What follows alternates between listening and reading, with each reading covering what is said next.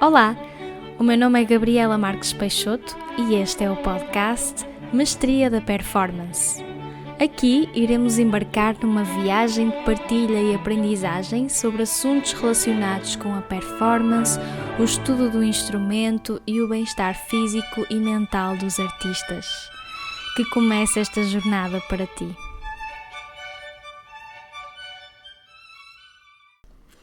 Olá a todos, sejam muito bem-vindos ao novo conceito do podcast.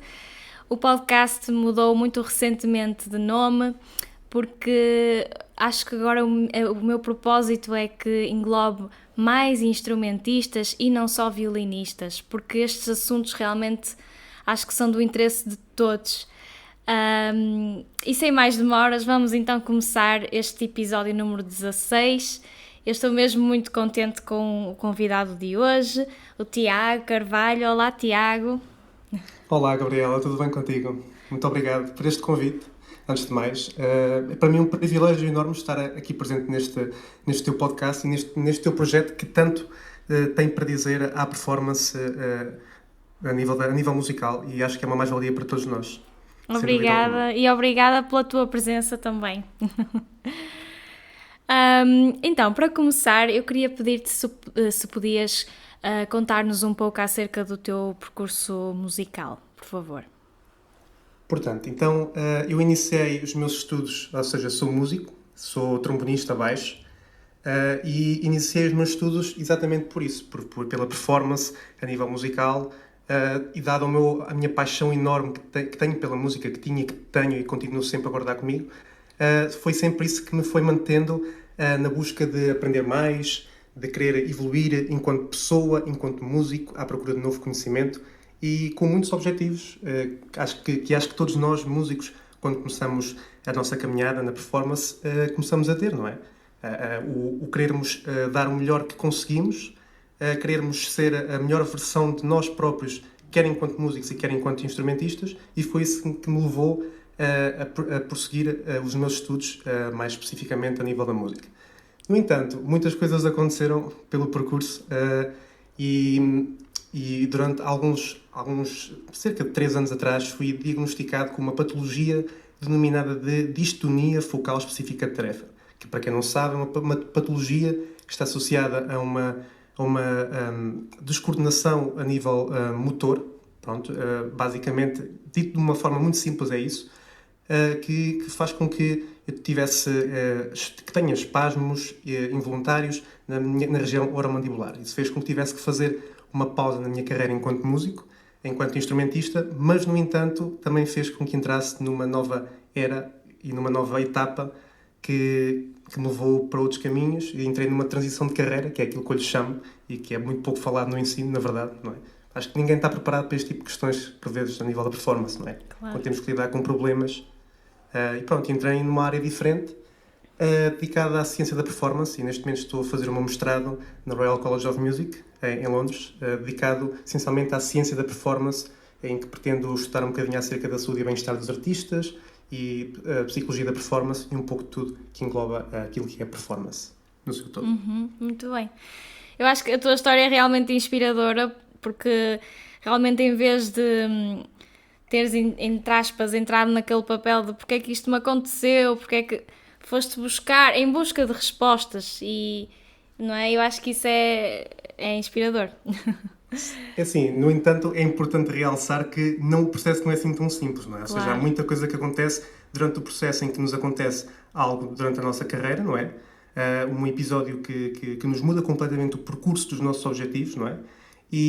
Ou seja, não é assim tão simples quanto isso. Há uma parte, esta parte da transição de carreira é algo que tem muita parte em que a pessoa fica completamente perdida, sem saber aquilo que há de fazer. Inclusive é também entrar numa parte muito depressiva, e eu não tenho qualquer tipo de problema em falar sobre isso. Foi muito complicado para mim, não enquanto músico apenas, mas acima de tudo enquanto indivíduo, lidar com isto, gerir isto, porque basicamente fiquei sem chão, deixei de saber fazer aquilo que conseguia fazer e que era a minha paixão, que me movia todos os dias que saía da cama, e não é fácil. Ou seja, só que eu vejo isto também como uma oportunidade, e acho que por vezes é um bocadinho isso que que a vida nos vai ensinando, não é? Um pouco ao longo do caminho, que é tornar as adversidades em oportunidades. E acho que se nós tivermos esta visão um pouco mais positiva, nós vamos conseguir alcançar objetivos muito mais claros, não é? Mas pronto, mas não foi assim tão fácil quanto isso, mas é um processo, isto é tudo mesmo um processo, sem dúvida. Claro, sim. Muito bem. Olha, vamos então entrar aqui mais no tema de hoje, na ansiedade da performance. E quando eu pensei neste tema, eu pensei mesmo logo em convidar-te a ti, porque realmente esta formação que tu também estás a fazer tem muito a acrescentar àquilo que nós ainda não temos, se calhar, aqui neste país, pronto. E então, para começar, assim, de uma maneira geral, se nos pudesse explicar um bocadinho o que é a ansiedade na performance. Pronto. Assim, de um modo geral, só para fazer um parênteses, isto tudo está um pouco também relacionado com as nossas vivências, não é? Ou seja, todos nós experienciamos aquilo que é a ansiedade. E começando então a introduzir este tópico da ansiedade, primeiro ponto, e acho que é importante realçarmos, é que não há nenhum momento na nossa vida em que nós consigamos dizer que não temos ansiedade. Acho que isso é um mito que, por vezes, nós arrastamos connosco, ou que a própria sociedade nos indica que a ansiedade é um fator que é eliminável das nossas vidas.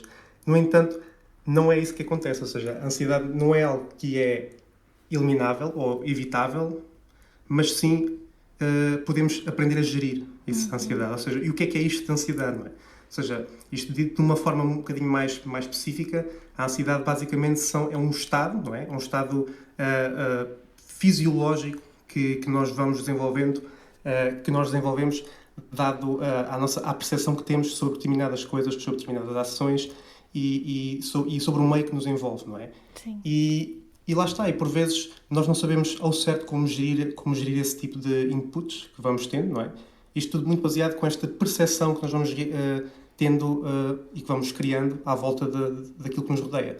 Mais dedicadamente, associada à parte da ansiedade na performance, podemos dizer que são mais um conjunto de reações psicológicas, ou seja, e comportamentais que nós estamos expostos, por assim dizer.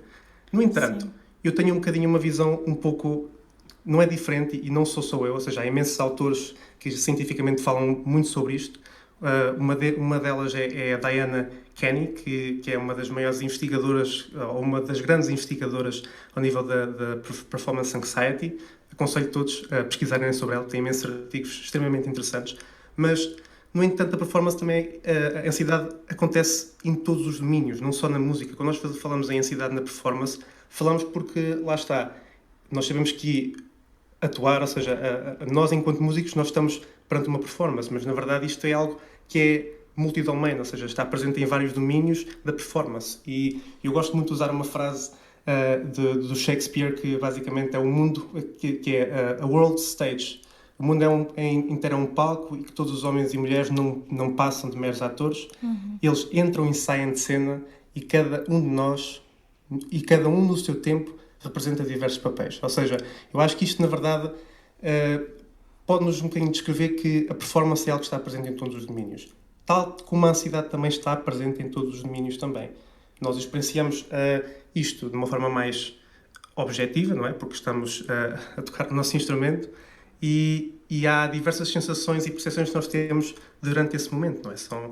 Imaginemos que não é só quando estamos em palco, não é? Mas também todo o processo que está para trás. É importante quando falamos de ansiedade também.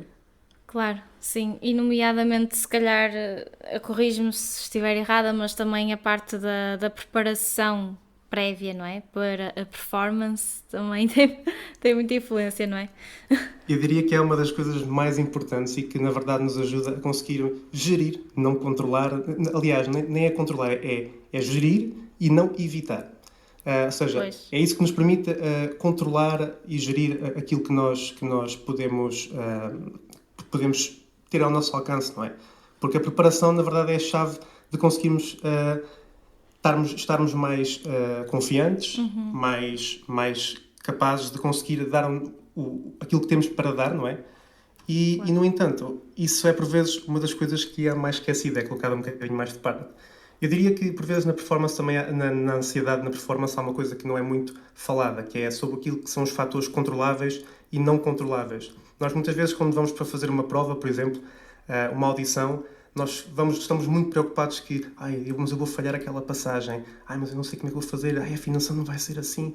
Ou seja, nós começamos a preocupar-nos com fatores que, na verdade, não são controláveis para aquele momento onde estamos. Tudo aquilo faz parte da preparação. Ou seja, se nós estivermos seguros da nossa preparação, da forma como nós viemos a fazê-lo e o método que nós tivemos durante todo esse percurso, acho que o outcome vai ser muito, muito mais confiante, não é? Mas, na verdade, não é isso por vezes que acontece. Nós preocupamos mais com fatores não controláveis do que fatores controláveis. Os controláveis, aliás, os que nós não podemos controlar, na verdade, quando estamos a fazer uma performance, é se, por exemplo, na sala onde estamos a fazer a performance vai estar mais calor, não vai estar mais tanto calor, não podemos controlar as opiniões dos júris, e acho que isto aqui é um ponto que vamos falar um bocadinho mais à frente, mas esta percepção que temos da crítica externa que nós estamos todos sujeitos, não é? Nós não conseguimos gerir isso, nós não conseguimos controlar sequer a opinião que o júri vai ter, não é? Porque as opiniões são diversas e acho que por vezes na performance nós passamos mais tempo preocupados com a opinião externa, ou seja, tentarmos mais perceber o que é que o outro vai dizer do que propriamente com aquilo que nós somos capazes de fazer. E claro. Acho que aí começa também um bocadinho, nós começamos a desenvolver mais esta ansiedade, estes indicadores de que algo não está certo no nosso corpo. Pois, sim, e aí podemos falar um bocadinho do medo do julgamento e de não sermos aprovados e da rejeição, que são talvez mais medos do ego, não é? Sim, sem dúvida alguma, sim. sem dúvida alguma, porque o ego está ligado diretamente à nossa percepção também, ou seja, nós somos basicamente uma esponja, né? Nós absorvemos muitas coisas à nossa volta e normalmente nós temos mais tendência a absorver aquilo que não é tão positivo, não é? Do que aquilo que é positivo. Então, chega então neste tipo de alturas em que nós temos que, nós estamos perante uma avaliação, aquilo que nós vamos pensar vai ser essencialmente sobre coisas mais negativas. Isso é o que acontece muitas das vezes, não é? Pensamos, mas eu não sou capaz de eu vou falhar, eu não consigo dar o meu melhor, ou eu não estou preparado, meu Deus, o que é que vai acontecer? O que é que a outra pessoa vai pensar quando me ouvir, não é? E isso gera em nós grande desconforto, não é? Ou seja, acho que isso, e lá está, isto não acontece apenas e só na música, não acontece apenas e só no desporto, não é? Porque há um grande paralelismo entre a música e entre as artes e o desporto, não é? Porque também somos atletas de alta competição. Acho que por vezes nós é que não sabemos por vezes isso, mas isto é algo que está presente em todos os domínios, esta ansiedade, esta necessidade que nós temos de agradar. Pois. Este agradar gera-nos alerta no nosso corpo e faz com que nós comecemos a ter reações fisiológicas também, que se despoletam de diversas formas, não é? Ou seja, por exemplo, a nível da ansiedade, podemos começar a ficar com a boca seca, com tremores nas mãos, até mesmo com a visão mais blur, ou seja, mais turva também. Pois. Depende muito do grau que nós tenhamos de ansiedade, porque sabemos que a ansiedade é algo positivo, ou seja, a ansiedade é positiva até um certo ponto, não é? Ou seja, só quando os níveis de cortisol começam a aumentar, não é? Os níveis de cortisol no nosso sangue começam a aumentar, começa a ser um bocadinho mais difícil de gerir isso no nosso corpo. Pois, claro.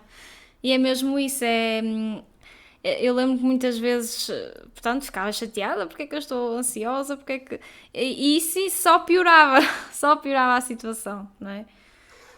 Completamente. Sim, completamente, ou seja, e até mesmo porque ou seja, isto a nível mais científico, eu não sou desse campo, mas na percepção que eu tenho, ou seja, isto é gerido pela hipófise, não é? Pela parte da hipófise e, desculpa, do hipotálamo, hipotálamo e hipófise.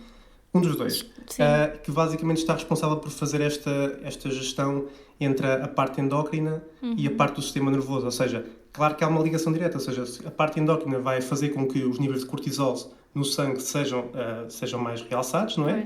E ao mesmo tempo isso vai fazer com que haja alterações no nosso corpo, não é? Ou seja, o cortisol é importante, não é? para nos mantermos motivados, por exemplo, para nos manter mais alerta em situações de mais necessidade, não é? São reações naturais do corpo, lá está, a palavra natural quer mesmo dizer isso, são derivadas de fatores naturais. No entanto, quando o corpo sente que está numa situação de perigo, não é? E é isso que acontece por vezes quando sentimos esta ansiedade na performance. O nosso corpo pensa, ok, alguma coisa não está bem, e se calhar tenho que fazer alguma coisa para conseguir gerir isto, não é? E pronto, e aí começa esta batalha interna daquilo que nós chamamos de ansiedade. Sim. E é curioso também entender que, por exemplo, isto não é uma coisa que acontece só com músicos, com jovens músicos, ou com músicos ou performers de grande calibre, ou seja, de elite, não é? Isto acontece um pouco com todos. Nós temos até bastantes exemplos no passado da música. Chopin, por exemplo. Chopin era um caso muito claro que sofria de ansiedade na performance, e há imensos artigos que falam sobre isso, e que ele falava muitas vezes que se sentia paralisado, ou seja, que dizia que não estava preparado para dar concertos e que a audiência o intimidava também.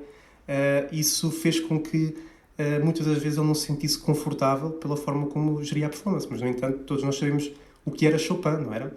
E Claro. não só Chopin, também Maria Callas, também, Sim. o Caruso, o Pablo Casals, Pavarotti, imensos, ou seja, Horowitz também, Penderecki, Rubinstein, o Rachmaninoff, todos esses também sofreram de diversas fontes de performance, de ansiedade na performance. Pois. E no entanto, são pessoas e são músicos que nós vimos, não é, claramente aquilo que deixaram, um legado que deixaram na história da música, não é?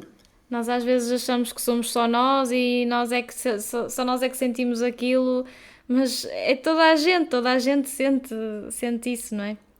Sem dúvida alguma. É algo que é comum a todos. Que é comum a todos. Porquê? Porque somos todos indivíduos, somos todos humanos, somos todos feitos de experiências, de vivências, de memórias, de tudo aquilo que nós somos feitos, não é? Ou seja, isso influencia na nossa vida. A ansiedade na performance, eu diria também que não é algo que vem só da experiência da performance, né, da experiência performativa, mas também do background que está para trás nas nossas vidas também, da forma como nós nos gerimos enquanto indivíduos. Sim, e eu sim. defendo muitas vezes de que, por exemplo, até mesmo no ensino, eu acho que não significa que funcione mal, mas existem coisas que não estão bem clarificadas, que é aquela diferenciação que se faz entre aquilo que é o artista, aquilo que é o performer e aquilo que é o indivíduo, não é? São dois pontos que não são muito discutidos. E, na verdade, muitas das coisas que acontecem ao performer, na verdade, estão relacionadas com o indivíduo. E não é feita essa conexão, ou seja, não há o apoio para que sejam percebidos e entendidos fatores que levem a que haja, ou seja, ansiedade, não é, no indivíduo, porque pode estar relacionado também com questões de vivências, ou seja, relacionadas com a pessoa, não é? Pois. E não apenas só com a tarefa, não só com a parte pronto, específica, não é? Da performance, Claro. em si. Sim. E é preciso, por vezes, realçar um bocadinho este tipo de coisas também, não é? Para que o ensino possa ter uma reação mais eficaz sobre este acompanhamento dos indivíduos durante as suas vidas. Muito bem. Olha, eu na altura, antes de gravarmos este episódio, eu coloquei espaço para algumas questões e então eu gostaria de partilhar contigo aqui algumas perguntas que me fizeram. E então a primeira é: quais as estratégias recomendadas para evitar ou minimizar a ansiedade, não durante a performance, mas antes do momento performativo? Ou seja, pronto, antes da performance em si. Ou seja, eu começaria já pelo início então da pergunta. Ou seja, é uma ótima pergunta. Sim. E começaria exatamente por falar na parte que é falada do evitar. Evitar não é possível. Pois. Não é possível nós tentarmos evitar não ter ansiedade, porque isso é tentarmos lutar contra o nosso próprio corpo, contra a reação fisiológica que o nosso corpo tem, não é? Ou seja, e isso não existe. Ou seja, o que nós podemos é aprender a gerir a ansiedade na performance, não é? Ou seja, antes e depois. Ou seja, como é que nós conseguimos gerir antes? Muito simples. É muito simples. Com a palavra preparação. Ou seja, temos uma gestão de hábitos e rotinas saudáveis, saber como regular o sono, que é extremamente importante, que também está responsável pela parte do equilíbrio do ritmo circadiano também. Ou seja, e isso é extremamente importante na parte que antecede à performance em si própria, não é? Porque se nós não tivermos esse tipo de rotinas estáveis nessa parte que antecede, vai ser muito mais, vamos estar muito mais propícios a que os nossos níveis de ansiedade se elevem, não é? Ou seja, que a parte do nosso cortisol, que seja lançado mais cortisol para o sangue, não é? e o nosso corpo começa a entrar em desequilíbrio e depois começamos a ter reações fisiológicas, lá está, como a boca seca, como estes bloqueios físicos, como o stage fright, ou seja, como o medo do palco, como situações como o fight or fright, Sim, por sim, exemplo, sim, também, que é fugir ou ficar, não sabemos bem o que é que devemos de fazer, é sim. congelar quase, não é? E Pois. acho que isso é mesmo só possível com esta parte da preparação, não é? A preparação é extremamente importante e estes hábitos saudáveis de rotinas são o meio mais importante para conseguirmos prevenir os níveis de ansiedade. Isto na parte que antecede. Na parte da performance em si, acho que é um bocadinho aquilo que também comecei por falar no início, que é esta gestão mais eficaz daquilo que são fatores controláveis e não controláveis, não é? Ou seja, preocupar-nos com aquilo que está ao nosso alcance no momento da performance, que basicamente é usar aquilo que nós fizemos na preparação, não é?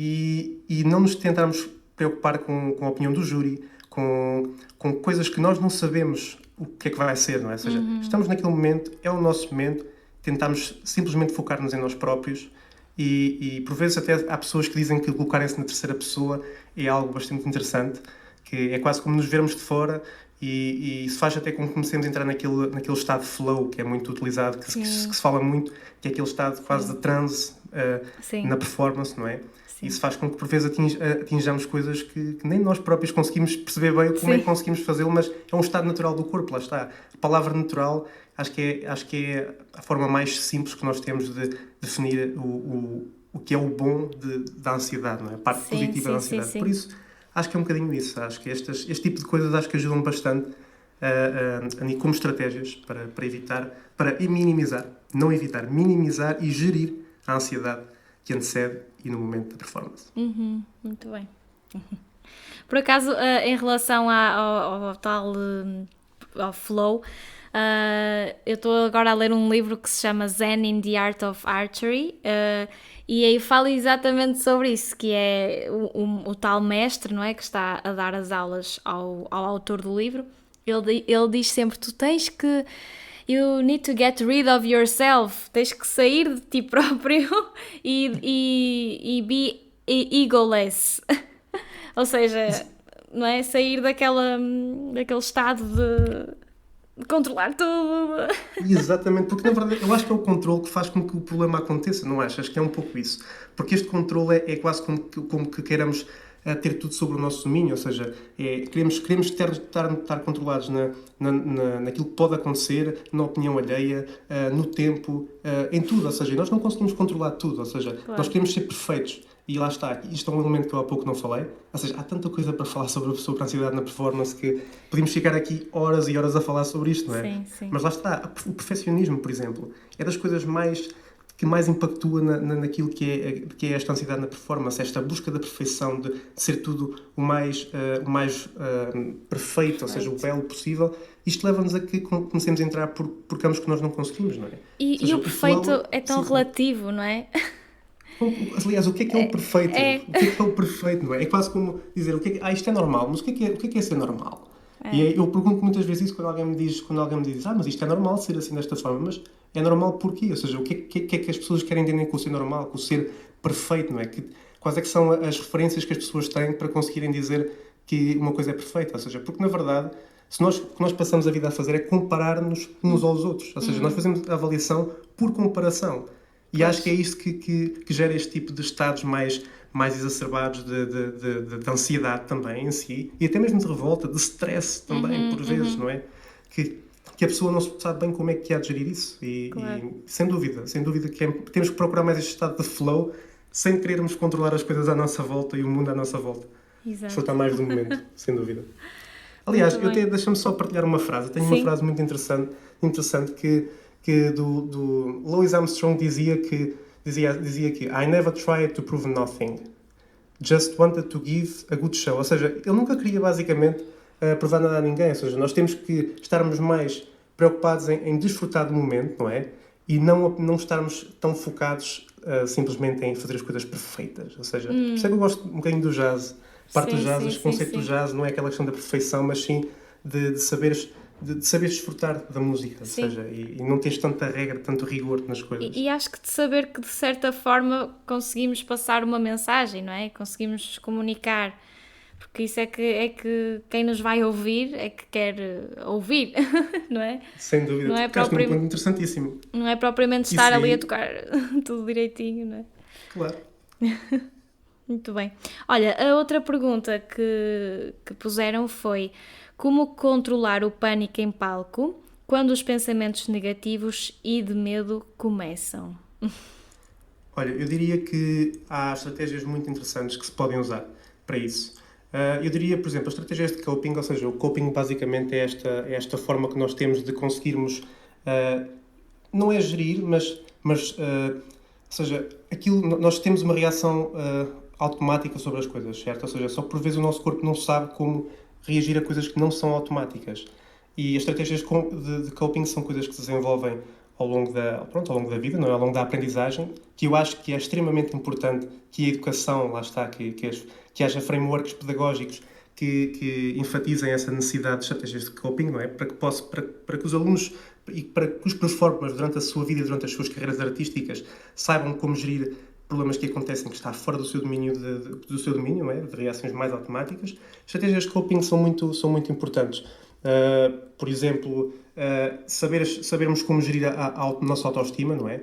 Ou seja, haver esse acompanhamento, lá está, psicológico, porque é tão importante nós evidenciarmos a necessidade de estarmos bem psicologicamente, quer para a performance, quer para o nosso dia-a-dia em geral, não é? Não significa que seja só na música, na performance em si mesma, mas sim em tudo aquilo que nós fazemos. Ou seja, tal como eu comecei por falar no início, como Shakespeare dizia, basicamente o mundo é um palco, não é? Ou seja, todos nós temos o nosso próprio role, ou seja, o nosso próprio papel no palco, e temos que saber como aprender a gerir, por vezes, este tipo de ações que nós temos, não é? E temos que estar bem mentalmente.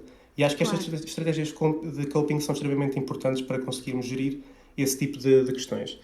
E estes pensamentos negativos quando se apoderam de nós. Temos também mental imagery, que é, ou seja, a imagem mental. O uso da imagem mental é das estratégias mais eficazes que podem haver para conseguirmos optimizar a nossa performance e gerir também este tipo de pensamentos negativos. E lá está, esta parte de nos colocarmos na terceira pessoa é quase como uma imagem fractal que nós temos de nos vermos do lado de fora, ou seja, de conseguirmos perceber como é que nós soamos do lado de fora, sem que nos queiramos julgar, não é? Ou seja, imaginemos que eu estou em palco, não é? Eu, Tiago, estou em palco e estou sentado na plateia e estou a olhar para mim sem julgamento, ao saber que eu não vou julgar. E acho que isso ajuda imenso a perceber o que é isso, não é? E acho que isso são algumas estratégias que podem ajudar a que consigamos controlar estes medos, estes pensamentos negativos quando estamos em palco. Ou seja, a preparação, como falei há pouco, é extremamente importante também, mas lá está, pois também surge muito aquela pergunta: quando é que eu estou preparado? Mas quando é que eu sei que eu estou preparado para a performance e que não vou ter estes pensamentos negativos? Ou seja, eu acho que é um bocadinho quando nós atingimos aquele momento em que nós sabemos dominar o repertório, sabemos qual é que é a mensagem que queremos passar, tal como referiste há pouco, que é esta comunicação, não é? Ou seja, a necessidade que temos de fazer isso, e porque nós sabemos que não vamos conseguir agradar a todos. E o maior problema vem da necessidade e da perfeição que nós queremos em nós próprios de eu quero agradar alguém, mas nós não conseguimos fazer isso, ou seja, nós não conseguimos ser bem-sucedidos a tentar sempre agradar alguém. Não. Primeiramente, temos que saber agradar-nos a nós próprios. E acho que isso poderá ser extremamente importante para conseguirmos gerir estes pensamentos negativos. Completamente. Mesmo. Olha, a última pergunta, por acaso já referiste isto, mas eu vou colocar na mesma como está assim. Como está aqui, a secura da garganta ao tocar está relacionada com stress. Sinto isso mesmo a estudar, mas mais intenso quando tenho uma performance em público. Há forma de evitar ou solucionar isto? Olha, eu vou começar com um caso muito prático. Estamos aqui neste pequeno podcast e eu gosto muito de beber água, mas eu por vezes não bebo água simplesmente só porque gosto só de beber água. Ou seja, há uma ansiedade natural que surge no meu corpo quando estou a falar também, porque, ou seja, o nosso corpo percebe que há uma situação que é diferente, ou seja, na nossa dinâmica, não é? E o nosso corpo reage de alguma forma, ou seja, expressa-se de alguma forma.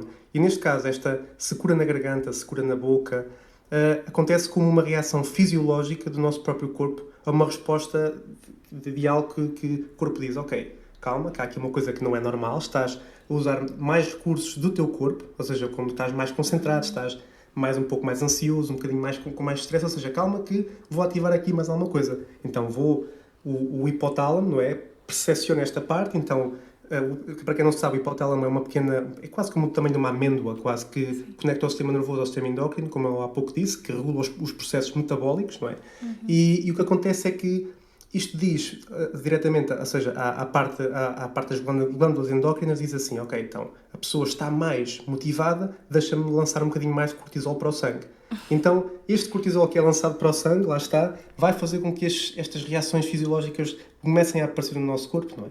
E lá está, e é responsável pela secura da boca, por vezes também a regulação da temperatura, por isso é que sentimos às vezes ficamos muito quentes também, dá-nos mais sede. Ou seja, eu acho que isto são coisas extremamente importantes que aumentam os nossos níveis de percepção, de compreensão daquilo que nos rodeia, não é? Por isso, este tipo de coisas estão relacionadas com o stress diretamente e com estes níveis de ansiedade. Mas lá está, quando se sente isso durante a performance, ou seja, a parte que antecede a performance, mesmo quando estamos a estudar, é se calhar porque a nossa percepção é quase como aquela de, ok, eu tenho que fazer isto muito perfeito porque sei que vou apresentar isto para alguém e isto tem que estar perfeito. Ou seja, nós começamos quase a antecipar aquela ansiedade, não é? Ou seja, começamos quase a usar aquela parte da mental imagery, não é? Que por vezes entra de uma forma tão grande que faz com que nós desenvolvamos um bocadinho este tipo de reações.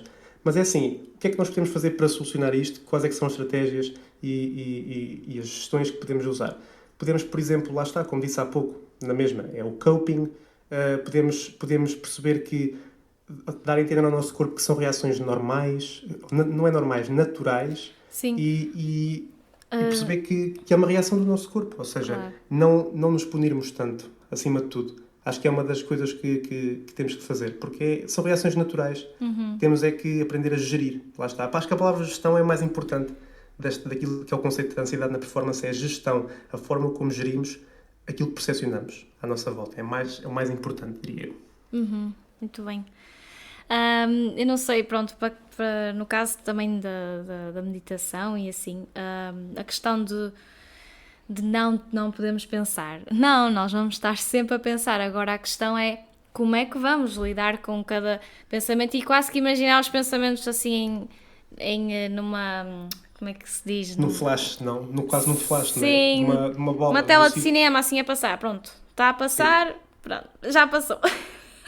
E não nos agarrarmos a eles. Mas isso acontece-nos a todos, não é? Ou seja, a meditação é extremamente importante também para nós conseguirmos encontrar este equilíbrio, não é? Esta gestão positiva no nosso corpo. Ou seja, ainda há muita gente que é um bocadinho cética àquilo que é a meditação.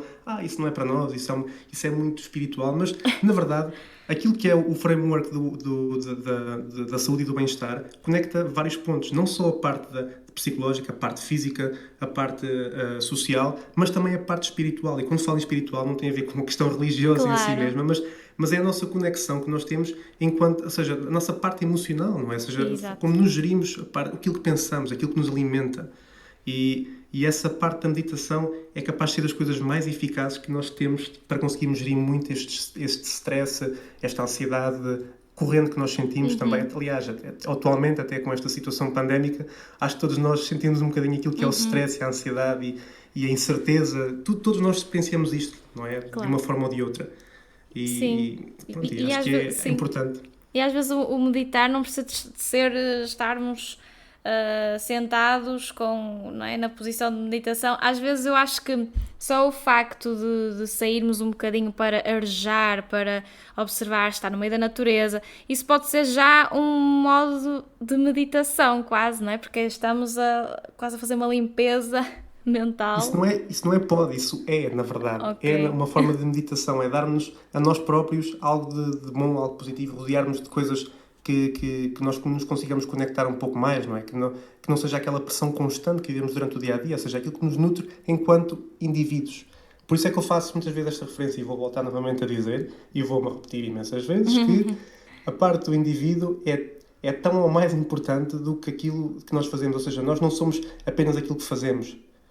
E isso é Claro. difícil de nós conseguirmos perceber, então, neste meio artístico, por vezes tão sobrecarregado, não é? E não só no meio artístico, mas em tudo aquilo que fazemos, lá está, porque a performance está presente em todos os domínios, em todas as áreas, seja no desporto, seja na ciência, seja em tudo, todos os trabalhos, aquilo que fazemos é a performance. E quando nós nos encontramos mais com o indivíduo, conseguimos um bocadinho encontrar este equilíbrio, não é? Connosco próprios. E a meditação é exatamente positiva por isso mesmo, porque nos permite conectarmos connosco mesmos. É importante. Percebemos as nossas falhas, as nossas fraquezas, fazemos uma análise mais interna e acho que é muito importante que tenhamos esse tipo de ferramentas para nos conseguir ajudar. Muito bem. Olha, toda a partilha está a ser espetacular. Podíamos ficar aqui o dia todo, que eu não me importava. Muitas horas. Mas pronto, não te quero roubar muito mais tempo. Só assim umas últimas questões mais curtinhas. Se tens assim alguns livros que recomendas que falem deste tipo de coisa, de tópicos que estivemos a abordar? Sem dúvida. Eu tenho um livro extremamente interessante e importante que acho que deveria ser de literatura obrigatória, que não tem nada a ver com música, mas que é The Inner Game of Tennis, do Timothy Gallwey, que é um livro extremamente importante. Também há um feito para música, ou seja, The Inner Game of Music, mas eu aconselho vivamente a lerem este do Inner Game of Tennis, porque a preparação que existe no processo todo da parte do tenista, porque é um jogo individual, não é? Ou seja, é um desporto individual. E a concentração que é necessária para conseguirem gerir todos os fatores, o tenista, não é? A parte o Timothy Gallwey fala muito do self-one, é o self-two, que é a parte consciente, e o subconsciente também, ou seja, é aquela discussão que existe interna entre um e outro, a dizer que não, tu consegues, e a parte do self-two diz, não, mas olha que tu não vais conseguir, tu vais falhar, ou seja, ele faz quase uma caricatura daquilo que acontece dentro do nosso cérebro, não é? Durante o momento da performance, e acho que é um livro muito interessante. Outro livro muito interessante também, que é do Daniel Cole, The Talent Code, que não tem diretamente a ver com a parte da performance, não tem a ver com a parte da ansiedade na performance, mas, no entanto, está também relacionado porque é todo o processo que existe naquilo que é o talento, na forma como vemos aquilo que é o sucesso, e tudo um pouco, e dá-nos uma visão um bocadinho mais abrangente daquilo que nós todos buscamos, mas que, na verdade, está presente em todos nós também, não é? Ou seja, que depende da dedicação do trabalho, mas também da gestão e do equilíbrio que nós fazemos durante esse trabalho que temos.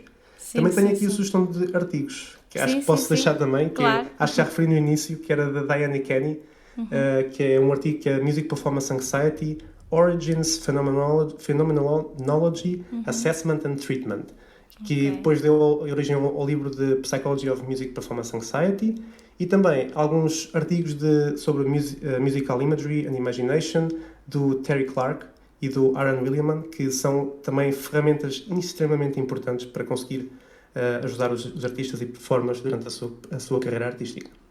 Ok, muito obrigada por toda a partilha, mais uma vez. Foi espetacular.